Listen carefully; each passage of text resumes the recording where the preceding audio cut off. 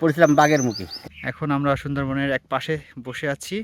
ভাই আজরাইল নাকি চাঁদাবাজি বন্ধ হবে কবে ভাই? চাক খোঁজা আর বাঘ খোঁজা সেম কথা আর কি। পুরা রোলার কোস্টার। যত সাহসী লোক হোক, বাঘ একবার উচ্চারণ করা দিতে পারে, আর বাঘ উচ্চারণ। আসসালামু আলাইকুম। আমরা সুন্দরবনের আমাদের একটা প্রজেক্টে ভিজিট করছি। এটা আমাদের মাহবুব ভাইদের একটি প্রজেক্টের নাম হচ্ছে সেটোরা। আজকে সেটোরা নিয়ে আমরা গল্প বলবো।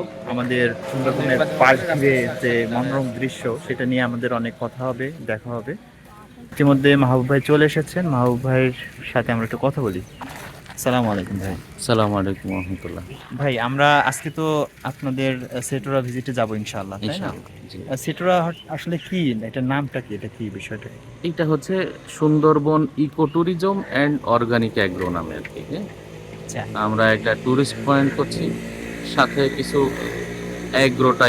অর্গানিক অ্যাগ্রো টাইপের কিছু চেষ্টা করছি আমরা, একদম সুন্দরবন ঘেঁষে। আমাদের যারা গেস্ট আসবেন আচ্ছা। তারা যেন সুন্দরবনে ঘুরতে পারেন, আবার একটু ফ্রেশ শাকসবজি মাছ মাংসের স্বাদ নিতে পারেন। এই সব মিলিয়ে আমাদের এই চেষ্টা। বন্ধুরা, আমরা চোখে দেখবো ইনশাআল্লাহ, আমাদের সাথেই থাকুন এবং আজকের জার্নিটা আপনাদের খুব ভালো লাগবে ইনশাআল্লাহ। দেখতে দেখতে আমাদের সেটোরার গাড়ি চলে এসেছে। আমরা গাড়িতে উঠছি এখন বাজে কত ভাই? 6:37 বাজে। খুলনা থেকে আমাদের গাড়ি সুন্দরবনের দিকে এগিয়ে চলছে। এইটাকে কি বলে, মানুষের বাজার নাকি? মানুষ কেনা বেচা হয়? হ্যাঁ, মানুষ ওই জন কিনে। জন কেনে। আচ্ছা আচ্ছা। ও না। এই লোকেশনটা কোথায় এটা? মুস্তাফা 8:25। আমরা এখন পাইকগাছা পর্যন্ত এসেছি। এখন কয়রার দিকে যাত্রা করবো। এরপর নেক্সট স্টেশন কি কয়রাতে আমাদের? ইনশাআল্লাহ। কি ব্রিজ এটা? এটা টোল না, এটা দলীয় চাঁদাবাজি আর কি। এই চাঁদাবাজি বন্ধ হবে কবে ভাই?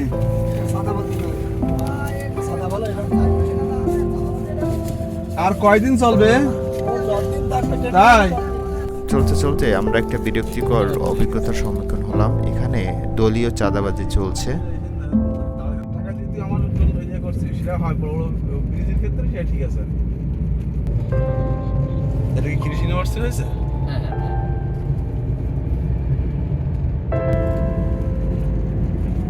এই খুলনাতে কৃষি ইউনিভার্সিটি সেইটা? হ্যাঁ এটা স্থায়ী ক্যাম্পাস। এটা যে ব্রিজগুলোতে সম্পূর্ণ ফ্রিতে পার হওয়ার কথা, ঠিক সেখানেই আমাদের কাছ থেকে চাঁদা নিচ্ছে। এবং এটি এক জায়গায় নয়, আমরা 2 জায়গায় এরকম বাধার সম্মুখীন হয়েছি এবং আমাদের এই চাঁদাবাজি দিতেই হয়েছে।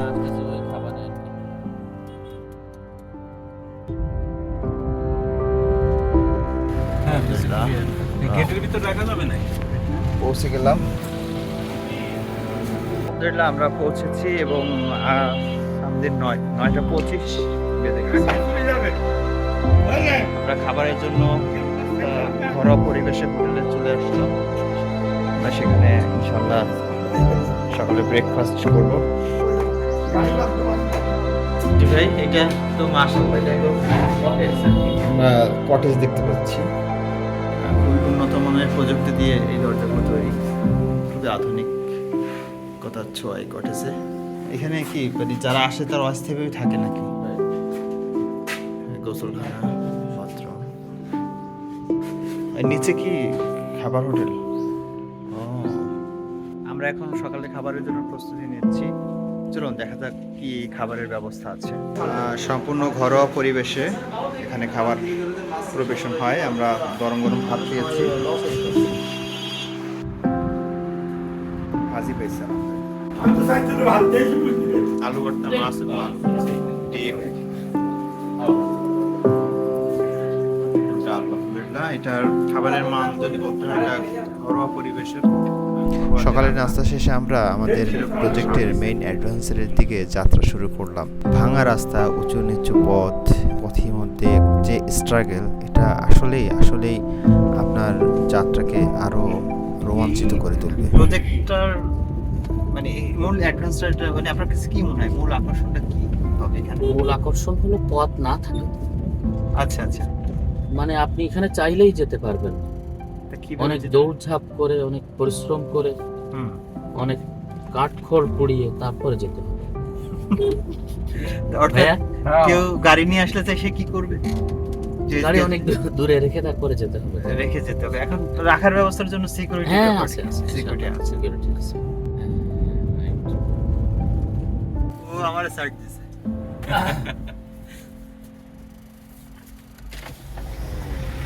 এ ভাই আজরাইল নাকি? আমরা আমাদের গাড়ি থেমে গেছে, এখন আমাদের নামার পালা। এই বাজারে হচ্ছে আমাদের গাড়িটা রাখতে হবে। গাড়িটা রাখার পরে এরপরে দেন আমাদের অ্যাডভেঞ্চারের মূল জার্নি শুরু হবে। আমাদের যে 3 হুইলার যে ভ্যানগুলি আছে খুব ফেমাস, আমরা যে কোনো একটা ভ্যানে উঠবো।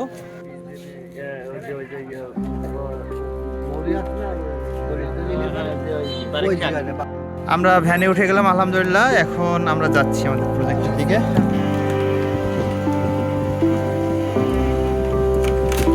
রাস্তার কাজ চলতেছে, রাস্তার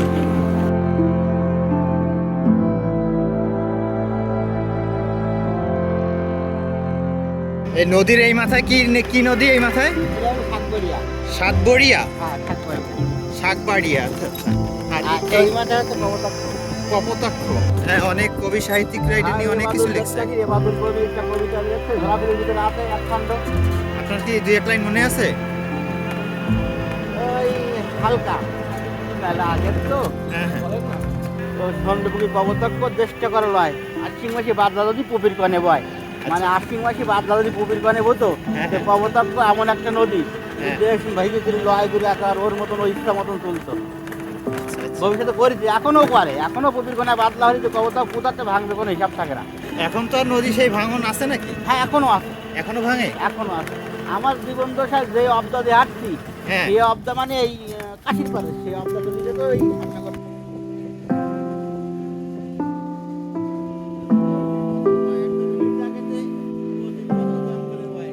ভ্যানে চলতে চলতে আমরা উপভোগ করছিলাম প্রকৃতির যে অপরূপ সৌন্দর্য এবং গ্রাম বাংলার যে ঐতিহ্য।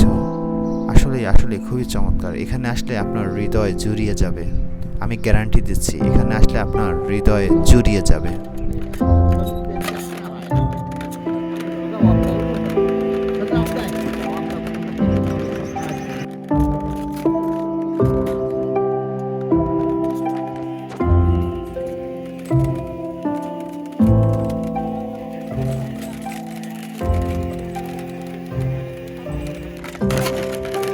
পুরা রোলার কোস্টার। এখানে তো তাও আলহামদুলিল্লাহ গাড়ি চলতেছে, আর আমাকে জায়গায় গাড়িও চলছে না। সুবহানাল্লাহ, এবার নামতে হবে। কাকু কাকু There is no way.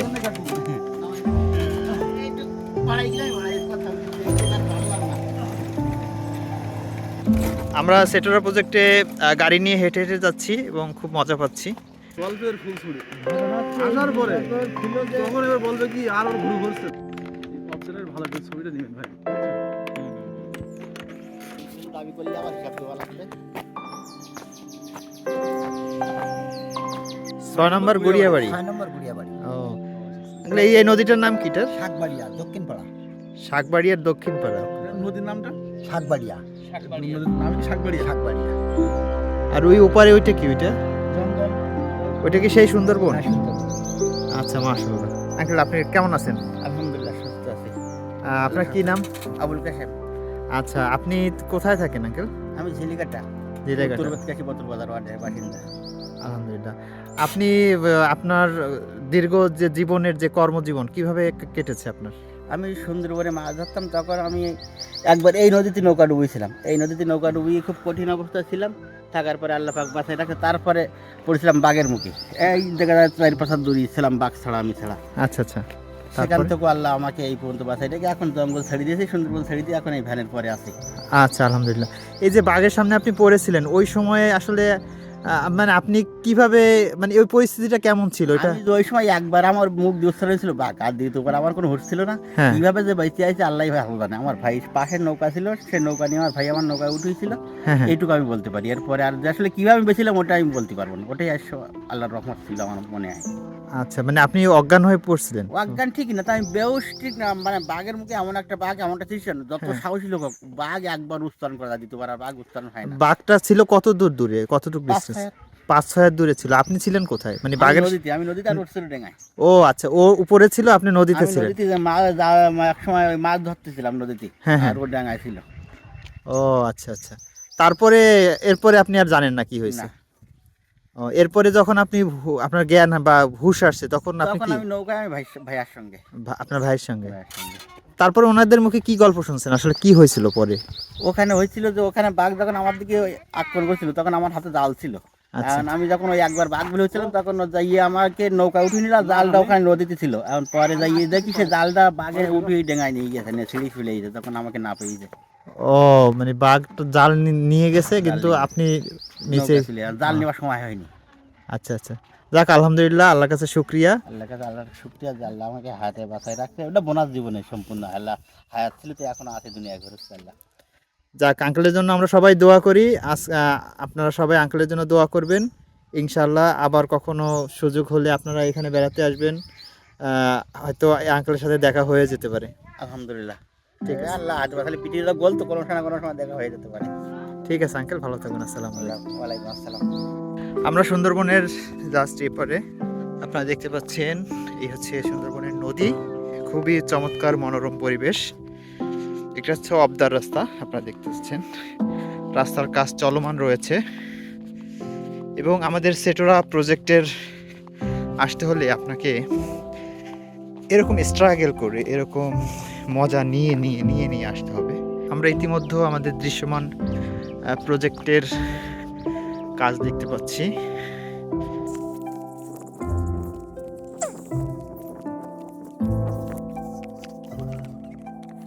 Just এই হচ্ছে অবদার রাস্তা থেকে আমাদের প্রজেক্টের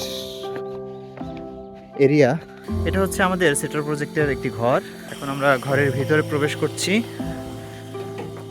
আমাদের ঘরের ভিতরে একটা চৌকি খাট দেখতে পাচ্ছি। এখানে কিছু সরঞ্জাম আছে আমাদের প্রজেক্টের। এখানে পাম্প আছে, এখানে পানি চলমান, পানি দেওয়া হচ্ছে আমাদের ঘেরে। এরপরে হচ্ছে আমরা ওয়াশরুম দেখতে পাচ্ছি। এইখানে হচ্ছে আমাদের একটি ওয়াশরুম। এই হচ্ছে আমাদের একটি পুকুর, একটা ঘের, এইটা একটা অংশ। এটা হচ্ছে আমাদের ঘেরের আর একটা অংশ। এখানে আমরা দেখতে পাচ্ছেন এটা প্রথমটি ছিল ওই, এটা হচ্ছে দ্বিতীয়টি। এবং চারদিকে হচ্ছে আমাদের যে বাউন্ডারি, সে বাউন্ডারির চারপাশে দেওয়া হয়েছে। এখানে সব মাটি হচ্ছে ভাই এই কালো মাটি, বুঝছেন, এঁটেল মাটি। খুবই মনোরম পরিবেশ, চমৎকার, মাশাআল্লাহ। মাটিতে আসলে ফসল খুব চয়েস ছাড়া এই যে ফসল করা খুব টাফ হবে। 4 নম্বর পুকুর, এটা হচ্ছে 5 নম্বর পুকুর। কাজ চলমান এবং ইকোট্যুরিজম সাথে অর্গানিক অ্যাগ্রো, আচ্ছা এই দুইটাকে মিলায়ে নামকরণ করা হয়েছে আচ্ছা, সেটোরা, Sundarban ecotourism and organic agro. আমরা চাই যে সুন্দরবন বা সুন্দরবন উপকূলে মানুষ আসবে, সুন্দরবনের যে নৈসর্গিক সৌন্দর্য এটা উপভোগ করবে, আবার এখানে এসে যেন তাদের চাহিদা মতো স্বাস্থ্যসম্মত খাবার পেতে পারে। এই দুইটা চিন্তা থেকেই আমাদের এই প্রোগ্রাম। আলহামদুলিল্লাহ। এর প্রথম যে উদ্দেশ্যটা হচ্ছে সেটা হচ্ছে যে আমরা ভেজালমুক্ত মানে খাদ্য তৈরি করব, সেটা কৃষিজ ভিতরে কৃষিজ পণ্য আছে, মৎস্যপণ্য, এই দুইটা মিলে আর কি। তো মৎস্যটা মেইন, সাথে ওর সাথে কৃষি পণ্যও থাকবে আর কি। আর এর সাথে আরেকটা উদ্দেশ্য যে সুন্দরবন ঠিক একেবারে কোল ঘেঁষা, আপনি দেখছেন ভালোভাবে যে নদীর ওই পারে সুন্দরবন, আমরা এই পারে আমাদের প্রজেক্ট, যেখানে আমাদের ভবিষ্যৎ যে পরিকল্পনা, আমাদের সুন্দর কটেজ হবে।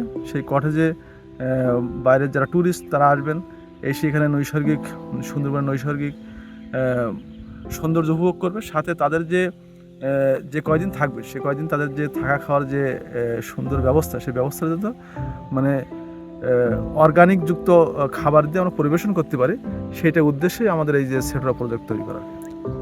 এই এলাকার নাম হচ্ছে 6 নম্বর কয়রা গুড়িয়াবাড়ি। এই যে এলাকাটা সুন্দরবনে প্রায় 12 আনা লোক ওই মাছ কাঁকড়া ধরে, আর বাকি যারা আছে চাষবাস করে, চাষিরা জন মজুরি করে খেটি খাই, কৃষি কাজ করি। এখানে এসে স্বাস্থ্যসম্মত খাবারের সাথে সাথে প্রাকৃতিক পরিবেশের সাথে মিশে যাওয়া, সুন্দরবন উপভোগ করা, সমস্ত কিছুই এখানে পাবে। সুন্দরবন থেকে ছোট বাগদা চিংড়ির যে রেণু সেটা ধরা হয়েছে। এখন আমরা মাছ গণনা দেখব যে সুন্দরবনের যে মৎস্য শিকারী আছেন ওনারা কিভাবে মাছ ধরে আনেন এবং সেগুলো গোনেন।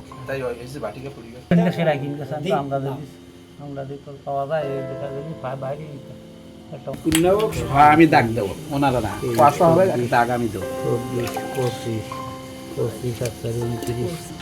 এটা কি 100 হলে এক দাগ দিন? আচ্ছা, 100 হলে এক দাগ। এখন আমরা সুন্দরবনের এক পাশে বসে আছি, একটা ছোট্ট একটা ডিঙি নৌকায়। আমরা এখানে গল্প করব, আপনাদের সাথে কিছুক্ষণ আড্ডা দিব এবং গল্পে গল্পে আমরা কিছু বিষয় জানার চেষ্টা করব। মাহবুব ভাই, আসসালামু আলাইকুম। ওয়ালাইকুম আসসালাম, কেমন আছেন ভাই? আলহামদুলিল্লাহ। মাহবুব ভাই কেমন আছেন? আলহামদুলিল্লাহ। সুন্দরবনে আমরা তো জানি যে মৌচাক আমরা দেখতে পাই এবং সেখানে মধু খোঁজে। আসলে এই চাকের মধু কিভাবে খুঁজে পাই? আসলে খোঁজার প্রক্রিয়াটি কি, কিভাবে এটা পাওয়া যায়? এটা খুবই একটা জটিল প্রসেস আর কি। মানে আমাদের একটা এরকম প্রবাদ আছে যে আপনি চাক খুঁজবেন নাকি বাঘ খুঁজবেন। আচ্ছা আচ্ছা। আপনি যখন চাক খুঁজবেন, আপনি যত গভীরে যাবেন চাকের সংখ্যা তত বাড়তে থাকবে, বাঘের সংখ্যাটাও বাড়তে থাকবে। সুতরাং চাক খোঁজা আর বাঘ খোঁজা সেম কথা আর কি। আমাদের একটা নৌকায় 7 থেকে 14 জন পর্যন্ত থাকেন। বড় নৌকাগুলোতে 14 জন থাকেন, ছোট নৌকাগুলোতে 7 জন থাকেন। 7 জনের একজন নৌকায় থাকবেন, বাকি 6 জন নির্দিষ্ট দূরত্ব বজায় রেখে চাক খুঁজতে থাকবেন। কেউ একজন চাক পেলে নির্দিষ্ট একটা শব্দ আছে যেটার মাধ্যমে অন্যদের দৃষ্টি আকর্ষণ করবেন, এবং এটা খুবই কমন আর কি এই শব্দটা। তারা এই শব্দের মাধ্যমে সবাইকে এক জায়গায় করবেন, তারপরে সবাই মিলে ওই চাক কেটে নেবেন। চাক কাটা হয়ে গেলে আবার সেম ওয়েতে তারা নির্দিষ্ট দূরত্ব বজায় রেখে চাক খুঁজতে থাকবেন। এটাই মৌলিক চাক খোঁজার পদ্ধতি। সুন্দরবনের গা ঘেঁষে একটি সুন্দর জায়গায় দাঁড়িয়ে আছি। আমি এখন আছি একটি কেওড়া গাছের নিচে।